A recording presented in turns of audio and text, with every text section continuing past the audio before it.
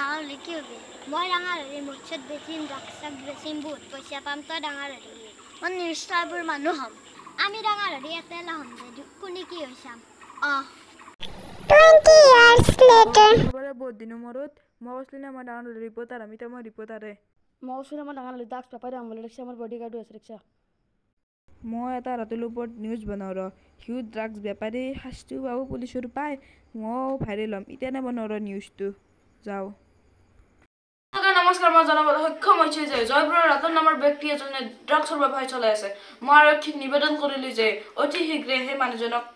উচিত কাৰ্যদণ্ড দিয়ে যেন বছ আপোনাৰ লোক ৰাখাইছে আপোনাৰ বিষয়ে ড্ৰাগছৰ বিষয়ে গোটেই ছ'চিয়েল মিডিয়াত ভাইৰেল কৰি দিছে তাক গুলিয়াই পেলাওঁ নেকি বক্স তাক তই এতিয়া কৰিব নোৱাৰো তাক খালি মাতছোঁ তাক খবৰ ল'ম তাক এতিয়া মই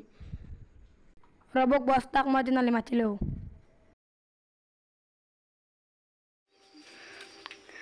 ৰাকেশ তই ৰাতিৰ বডিগাৰ্ড নহয় তোক মাতছি কৈছে কিবা বোলে খবৰ কৈছোঁ কিবা হ'ল বছ এক আনলোঁ কিয়া তই বোলে মোক মাতিছিলি মই মাতিছিলোঁ তই বোলে মই নিউজ এটা ভাইৰেল কৰিছে জল্দি ডিলিট কৰি দে তোৰ কিন্তু কথা বেয়া আছে সেইটো মই ডিলিট নকৰোঁ news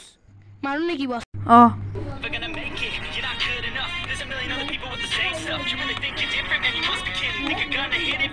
You're impossible. It's not probable. You're irresponsible. Too many obstacles. You gotta stop.